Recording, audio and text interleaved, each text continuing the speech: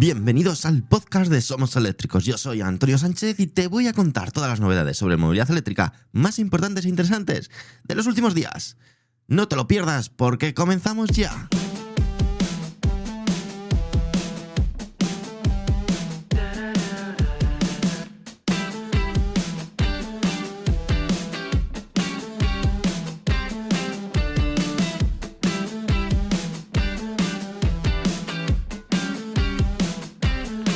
Muy buenas, ¿qué tal? Bienvenidos una semana más al podcast de Somos Eléctricos, ese momento en el que nos ponemos cómodos, repasamos las noticias más interesantes de los últimos días y sobre todo, intentamos entender hacia dónde se mueve este mundo de la movilidad eléctrica. Y ya te adelanto, esta semana viene cargadita. Tenemos un Volkswagen GTI que dice adiós a la gasolina para abrazar los electrones, un Suchino que ya se actualiza casi antes de aterrizar en Europa, novedades importantes con Android Auto y movimientos estratégicos entre Spain y Volkswagen. Además del futuro Toyota Corolla electrificado y dos noticias de Tesla. Uno sobre colas virtuales en los superchargers y otro sobre seguridad y ayudas a la conducción. Así que arrancamos porque hay mucho que comentar. Y empezamos fuerte porque Volkswagen ha decidido tocar una de esas siglas que pesan mucho en la historia del automóvil, GTI. Durante décadas hablar de un GTI, ya sabéis, era hablar de un coche pequeño, divertido, con carácter, con ese punto picante que te hacía sonreír en una carretera de curvas. Pero claro, los tiempos cambian y ahora Volkswagen quiere demostrar que ese espíritu también puede sobrevivir sin gasolina. El protagonista es el Volkswagen ID Polo GTI, el que será el primer GTI 100% eléctrico de la marca. Y ojo, porque no llega precisamente de forma tímida. Hablamos de 226 caballos, una autonomía estimada de hasta 424 kilómetros bajo el ciclo WLTP y una batería de 52 kWh y carga rápida de hasta 105 kilovatios, con un 10 al 80% en unos 24 minutos, según los datos publicados. Sí, te habrás dado cuenta de que estos datos coinciden exactamente con un coche que probé hace muy poquito, el Cupra Raval VZ Extreme. Pues sí, son primos hermanos, es más, son iguales, pero con un exterior distinto. También se está hablando de un precio que irá por debajo de los 30.000 euros, 33.000 euros mejor dicho. Un dato muy interesante si Volkswagen consigue mantenerlo en el mercado final. Ya sabéis, el Cupra Raval VZ parte de un precio algo superior a los 40.000 euros. Así que veo un poco difícil que Volkswagen consiga este objetivo de ser un precio por debajo de los 33.000 euros. Si es así, pues lógicamente será una opción muy interesante a tener en cuenta. Pero aquí viene lo importante, esto no va solo de potencia. Volkswagen parece querer mantener esa idea de coche compacto, manejable y divertido, porque un GTI no puede ser simplemente un coche eléctrico con muchos caballos. Tiene que transmitir algo. Y ahí entran detalles como el diferencial autovolcante delantero, la suspensión adaptativa y una puesta a punto que, al menos sobre el papel, busca algo más emocional que racional. La gran pregunta es, ¿puede un eléctrico ser un GTI de verdad? Pues seguramente habrá debate en esto. Los más puristas dirán que sin motor de combustión, sin sonido y sin cambios de marcha se pierde parte de la esencia. Pero también es verdad que un eléctrico tiene respuesta inmediata, centro de gravedad más bajo, debido a que las baterías están debajo, y una capacidad de aceleración que encaja muy bien con la idea de ese coche divertido y travieso. Así que quizá el GTI no muere, simplemente cambia de idioma. Antes hablaba en revoluciones, ahora se habla de kilovatios. Y personalmente creo que este coche puede ser muy importante para Volkswagen, porque no solo se trata de vender un eléctrico pequeño, se trata de convencer a quienes todavía asocian el coche eléctrico con algo frío, silencioso y poco emocionante. El ID Polo GTI llega para decir tranquilo, que también se puede disfrutar. Y lo dicho, tras probar el Cupra Raval VZ, que es el primo hermano de este ID Polo GTI, puedo confirmar que te puedes divertir muchísimo con un tipo de este coche así pequeñito, potente y digamos divertido. Y de un eléctrico europeo con historia pasamos a un modelo chino que representa justo lo contrario. Marcas nuevas, ritmos de desarrollo rapidísimos y actualizaciones que llegan casi a velocidad de móvil. Ahora entenderás por qué te digo esto.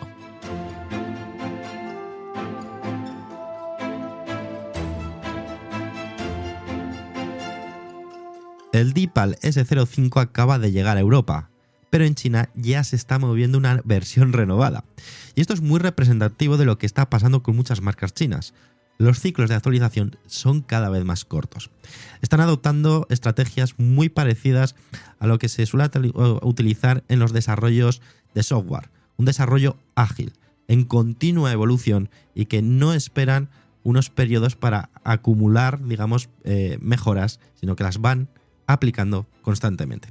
Esta estrategia la utiliza y mucho Tesla desde sus inicios. Antes un coche podía estar varios años sin grandes cambios. Ahora parece que en algunos casos casi cada año hay novedades importantes. Según la información publicada, esta versión renovada del Deepal S05 incorporará cambios estéticos como nuevos faros, tiradores semiocultos, sensores mejorados y sobre todo la incorporación de sensor LiDAR, un elemento clave para mejorar los sistemas de asistencia a la conducción. Y aquí tenemos que detenernos un momento. El LiDAR se ha convertido en una especie de palabra mágica en el coche eléctrico chino. Digamos que es lo que está de moda. Es ese sensor que permite al vehículo ver el entorno con gran precisión mediante láser, complementando con cámaras, radares y otros sensores. No significa automáticamente conducción autónoma total, ni mucho menos, pero sí puede mejorar mucho la percepción del coche. En Europa, el Deepal S05 acaba de llegar y se está posicionando como un SUV eléctrico con una propuesta bastante competitiva. La marca habla de autonomías alrededor de los 485 km bajo el ciclo WLTP en versiones de tracción trasera, batería LFP de 68,8 kWh y pruebas europeas que lo sitúan como un modelo con buen equipamiento y precio agresivo frente a rivales tradicionales. Lo interesante es que esta renovación aparece cuando el modelo todavía está empezando a hacerse un hueco aquí, y esto plantea una duda muy habitual. ¿Conviene comprar ahora o esperar a la siguiente versión? Pues depende, pero lo que está claro es que las marcas europeas van a tener que acostumbrarse a competir contra fabricantes que actualizan muy rápido, integran tecnología nueva sin demasiada ceremonia y usan el software como un argumento central. El Deepal S05 no es solo otro SUV eléctrico chino, es otro aviso, otro recordatorio de que la competencia ya no viene solo por precio, sino también por velocidad de evolución. Y aquí puedo hacer una pequeña recomendación. Esto se ha vivido continuamente en Tesla, de ¿qué merece la pena? ¿Comprar ya un Tesla Model 3 o un Model Y o esperar un poquito porque sabemos que el coche va a mejorar? Pues bueno, lo que yo te recomiendo es que si estás interesado en comprar el coche, lo hagas ya. ¿Por qué? Pues porque si esperas a la siguiente versión, cuando esté esa siguiente versión vas a esperar a la siguiente y así sucesivamente.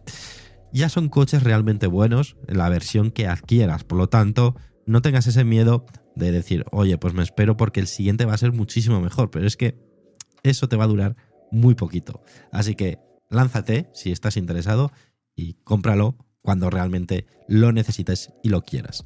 No esperes a versiones nuevas. Y hablando de software, nos metemos ahora dentro del coche, porque Android Auto prepara una actualización que puede cambiar bastante la experiencia de muchos conductores. Te lo cuento ahora con todo tipo de detalle en unos segundos.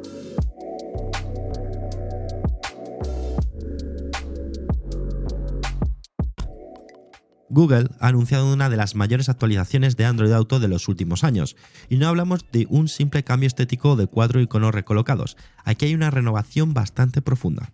La nueva versión llega con una interfaz más moderna, más personalizable y adaptada a pantallas de todo tipo, incluso aquellas con formas poco convencionales. También se incorporan widgets, más integración con Google Maps y una experiencia visual más inmersiva. Una de las grandes novedades está en Google Maps con navegación inmersiva en 3D.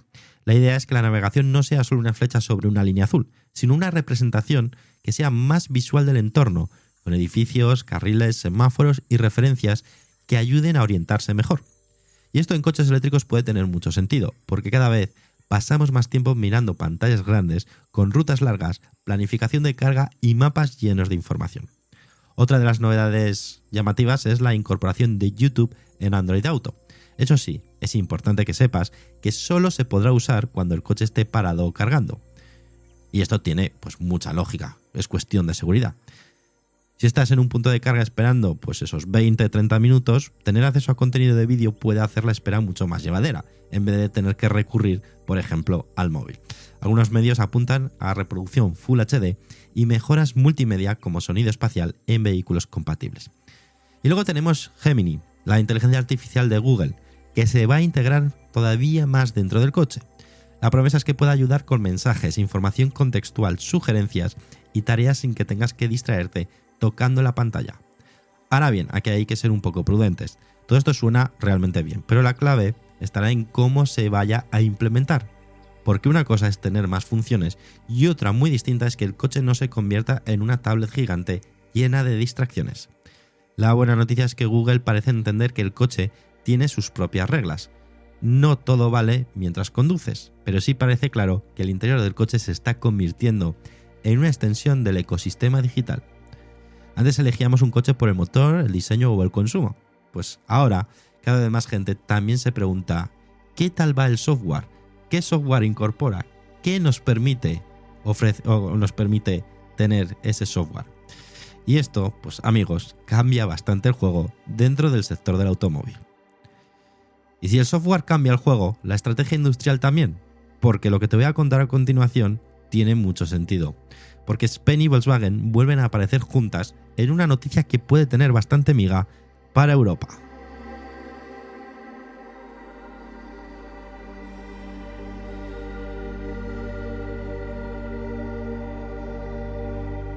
Xpeng, una de las marcas chinas de coches eléctricos más ambiciosas, estaría negociando, según nuestras fuentes, con Volkswagen y otros fabricantes la posible compra o uso de una fábrica en Europa. El objetivo es claro, producir coches eléctricos más cerca del mercado europeo, una estrategia que están siguiendo muchos fabricantes chinos y que poco a poco lo estamos viendo como normal. Y esto es importante para ellos por varias razones. La primera es obvia, producir en Europa puede ayudar a reducir los costes logísticos, acortar tiempos de entrega y esquivar parte de las tensiones comerciales relacionadas con aranceles o barreras a los coches fabricados en China. La segunda razón es más estratégica.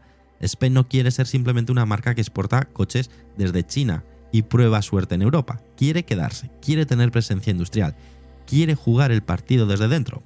Recordemos que Spain, o algunos modelos de Spain como el G6 y el G9, si no recuerdo mal, se fabrican ya en Austria. Lo único que lo fabrica Magna, no lo fabrica directamente Spain. Este nuevo paso que quiere dar Spain es que sean ellos mismos los que fabriquen el coche. Y la tercera razón tiene que ver con Volkswagen. Recordemos que Volkswagen ya invirtió en Spain en 2023 y ambas compañías colaboran en el desarrollo de vehículos eléctricos para China. Ahora, mientras Volkswagen reorganiza su capacidad industrial en Europa, aparece la posibilidad de que una marca china utilice o compre parte de esa infraestructura. Y esto tiene una lectura muy potente. Europa ya no es solo el mercado que las marcas chinas quieren conquistar, también puede convertirse en su base de producción. Durante años, pensamos en las fábricas europeas como territorio exclusivo de fabricantes europeos, japoneses o coreanos. Pero esa frontera se está difuminando. Spain, BYD, Changan, Leapmotor, todas estas marcas están mirando a Europa con planes cada vez más serios. Y si antes la pregunta era ¿llegarán los chinos? Ahora la pregunta es ¿dónde van a fabricar los chinos? Porque llegar, ya sabéis, ya han llegado. Y seguimos con una marca que ha sido más lenta en el coche eléctrico puro, pero que tiene una fuerza brutal en los híbridos. Sí, hablamos de Toyota. Y su modelo más famoso podría estar a punto de vivir una transformación que podemos catalogar como histórica.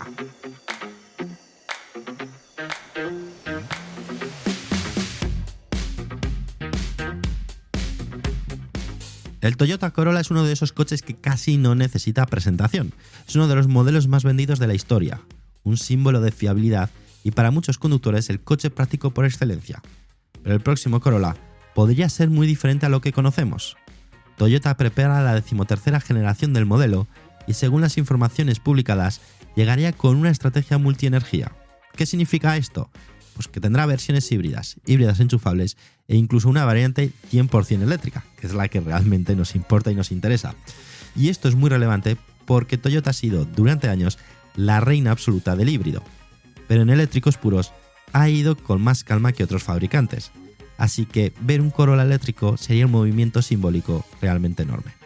El Corolla no es un experimento raro, ni un modelo de nicho, es el coche global de Toyota. Si Toyota electrifica el Corolla de forma seria, está mandando un mensaje muy claro: la electrificación ya no es una opción secundaria, sino que es el centro de la estrategia. También se habla de un nuevo diseño más inspirado en los últimos prototipos de Toyota, con una imagen más futurista y una plataforma preparada para diferentes tipos de motorización. Aquí Toyota podría jugar una carta muy inteligente. no apostar solo por una tecnología, sino ofrecer varias. Híbrido para quien no pueda cargar, híbrido enchufable para quien haya trayectos diarios eléctricos pero quiera libertad en esos viajes, y eléctrico puro para quien ya está preparado para dar el salto completo. ¿Es una estrategia conservadora? Pues puede ser, pero también puede ser muy efectiva. Es más, este tipo de estrategia la hemos visto incluso en marcas que nacieron como marcas 100% eléctricas o con apuestas 100% eléctricas y que poco a poco han ido añadiendo tecnología. Tenemos un caso claro, BYD llegó a España como marca 100% eléctrica y desde hace un tiempo pues ya están ofreciendo híbridos enchufables. Así que parece ser que puede ser una estrategia inteligente. Porque no todo el mundo vive igual y no todo el mundo carga igual. Y no todos los mercados avanzan al mismo ritmo. Y Toyota lo sabe perfectamente. El Corolla eléctrico, si finalmente llega como se espera, puede ser uno de esos coches que no hacen mucho ruido mediático, pero que cambian el mercado desde dentro. Todo hace pensar que este nuevo Toyota Corolla llegue en 2027. Y ahora ya sí, nos vamos al espacio Tesla, pero no para hablar de un nuevo coche, sino de algo mucho más cotidiano. Esperar para cargar. Te lo cuento ahora y lo entenderás perfectamente.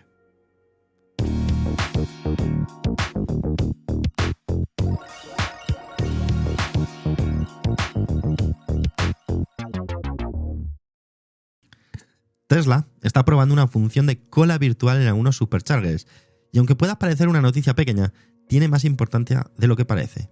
La idea es realmente sencilla. Cuando llegas a un supercharger lleno, el coche o la app te permite entrar en una lista de espera digital.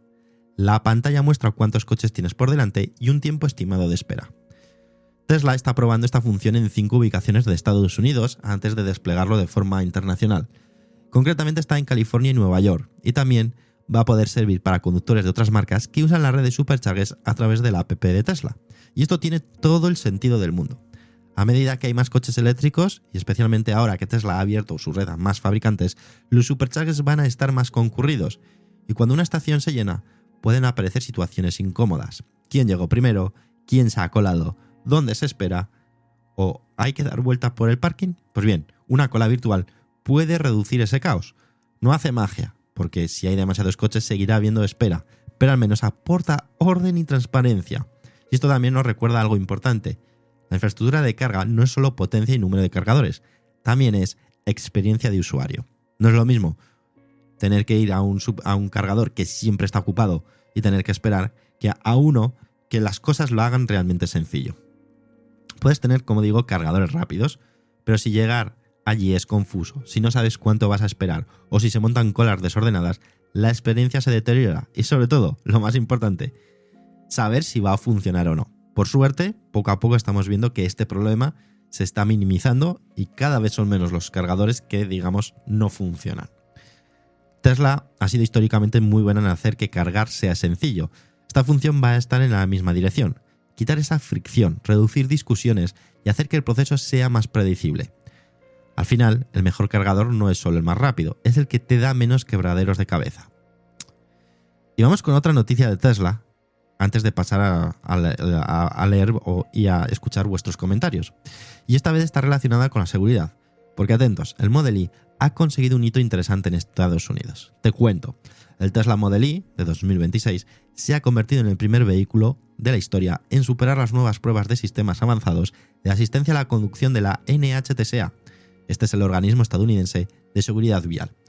Estas nuevas evaluaciones forman parte del programa NCAP actualizado e incluyen pruebas de tecnologías como frenada automática de emergencia, con detección de peatones, asistencia de mantenimiento de carril, alerta de ángulo muerto e intervención en ángulo muerto. Según la información publicada, los Model Y fabricados a partir del 12 de noviembre de 2025 superan estas nuevas pruebas, además de todos los criterios ADAS anteriores, como advertencia de colisión frontal, frenada de emergencia inminente, soporte dinámico de frenado y aviso de salida de carril. Y aquí conviene matizar algo. Esto no significa que el coche sea autónomo. No estamos hablando de que el Model Y pueda conducirse solo sin supervisión. Estamos hablando de sistemas de asistencia y seguridad activa que ayudan a prevenir accidentes o reducir sus consecuencias. Pero aún así, creo que es un logro muy relevante y que, digamos, ensalza lo que busca Tesla muchísimas veces, la seguridad de sus coches. Tesla es cierto que suele generar mucho debate con el autopilot, Full Self Driving y sus promesas de conducción autónoma, pero en este caso hablamos de pruebas concretas, medibles y oficiales. Y eso tiene valor. Además también demuestra hacia dónde va el organismo de seguridad. Ya no basta con proteger a los ocupantes en caso de choque. Ahora también se valora cada vez más que el coche sea capaz de evitar el accidente antes de que ocurra. Es un cambio de mentalidad. Durante décadas medíamos la seguridad mirando estrellas de choque. Ahora también miramos sensores, software, cámaras, frenadas automáticas y capacidad de reacción. Y en ese terreno Tesla sigue siendo una de las marcas más observadas para bien y para mal. Y con esto llegamos, como decimos, a esta sección que tanto me gusta, que es compartir pues vuestras opiniones y comentarios que dejasteis la semana pasada. Así que, sin más, vamos a ello.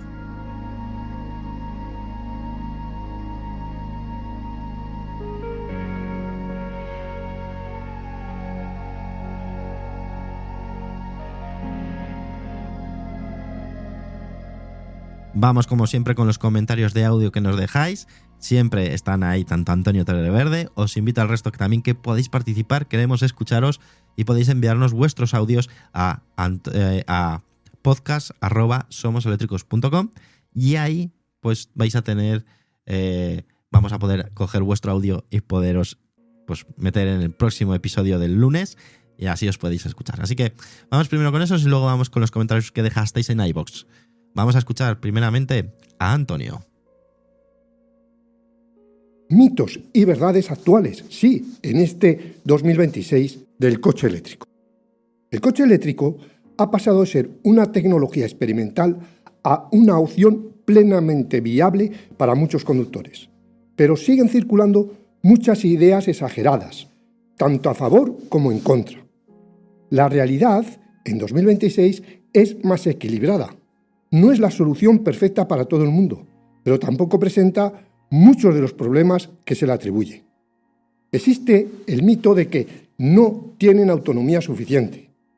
La verdad es que la mayoría de los coches eléctricos actuales ofrecen entre 300 y 600 kilómetros reales y algunos superan claramente esa cifra. También existe el mito de que las baterías se estropean en pocos años. Y la verdad es que las baterías sí se degradan, pero normalmente de forma lenta. Muchos fabricantes ofrecen garantías de hasta 8 años o 160.000 kilómetros, manteniendo al menos el 70% de la capacidad. Es común perder alrededor de un 1 al 3% de capacidad por año, dependiendo lógicamente del uso que se le dé.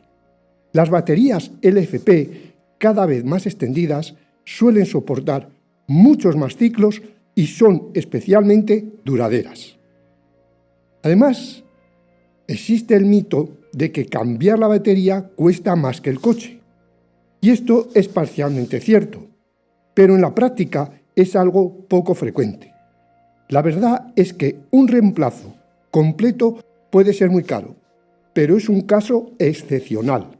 La mayoría de los propietarios no necesita cambiar la batería durante la vida útil del vehículo. Y la tendencia actual es que aumentan las reparaciones modulares y el reemplazo de celdas concretas, no la batería en su totalidad. Se mantiene el mito de que no sirven para viajes largos.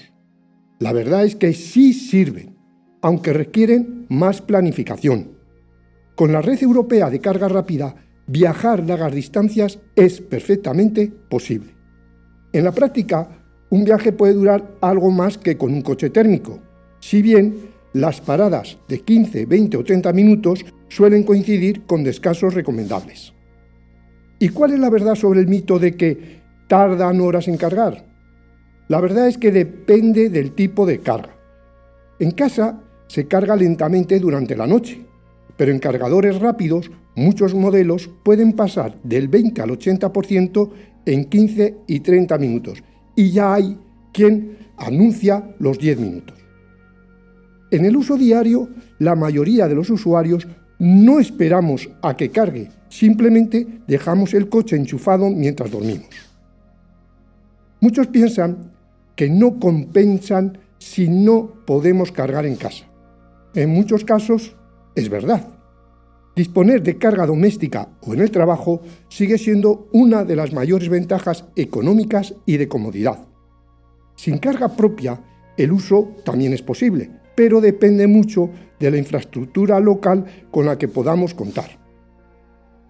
Es un mito afirmar que contaminan igual que los coches de combustión. Es cierto que la fabricación de la batería genera emisiones, pero en el conjunto del ciclo de vida de los eléctricos emiten muchísimo menos CO2, especialmente cuando la electricidad proviene de fuentes renovables. Cuantos más kilómetros recorramos con el coche y más limpia sea la red eléctrica, mayor es la ventaja ambiental. ¿Es real el mito de que se incendian con más facilidad?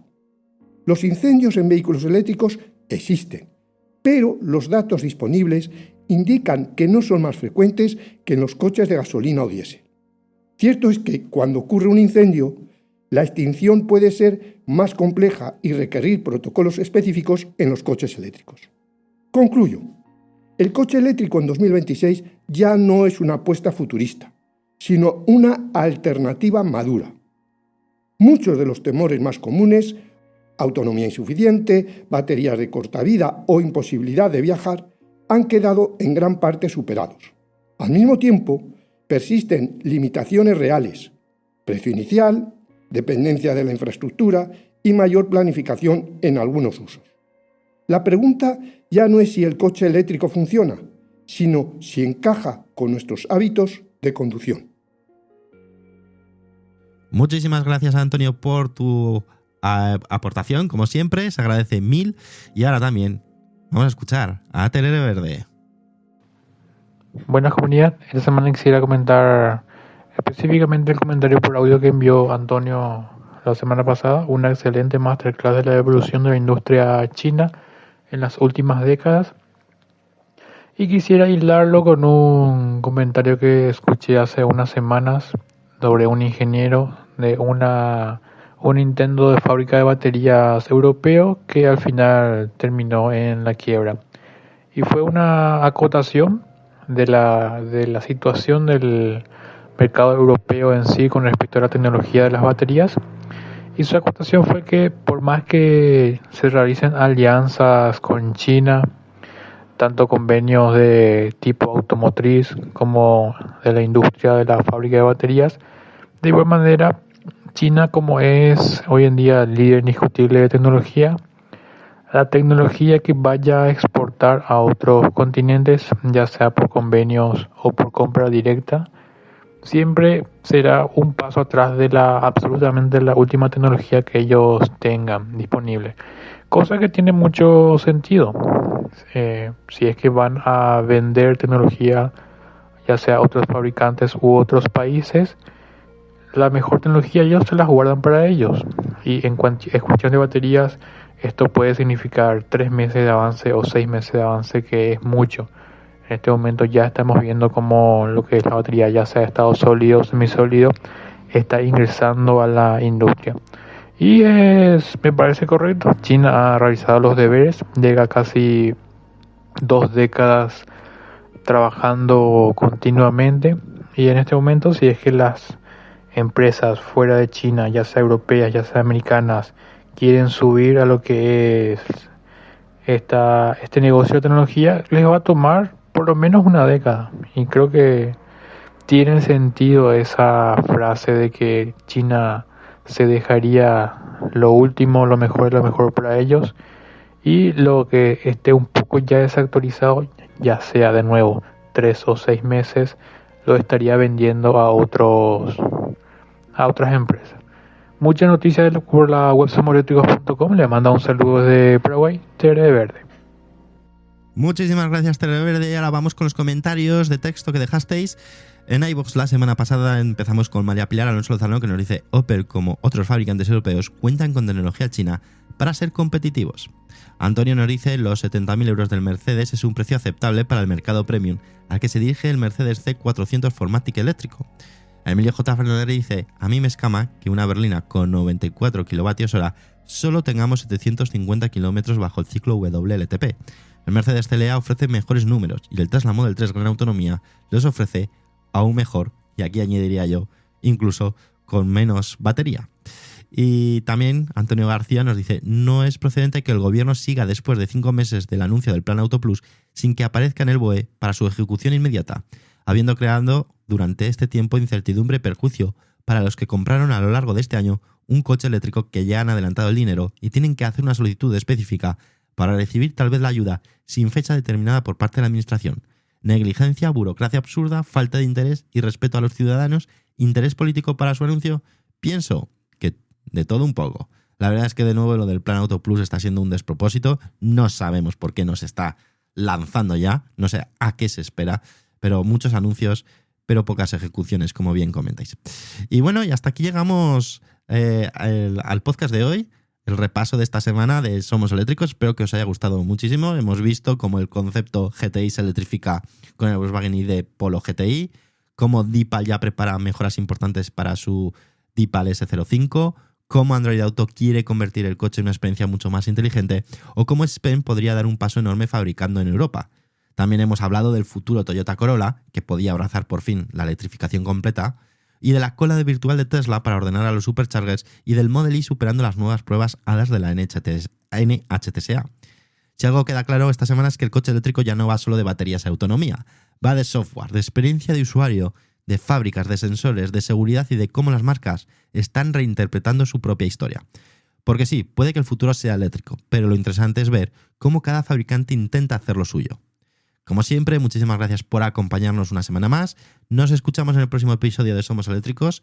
Hasta entonces, disfrutad de la carretera y, si puede ser, con 0 emisiones, mucho mejor.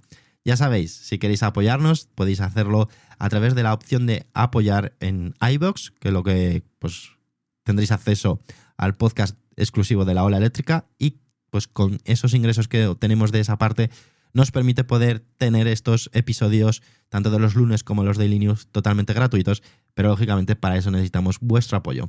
Muchísimas gracias, mañana nos volvemos a escuchar con los Daily News, ya sabéis, de martes a viernes, y no dejéis de visitarnos en nuestra web somoseléctricos.com y en todas nuestras redes sociales, porque ahí te informamos de todas las novedades del día. Hasta luego, amigos, adiós.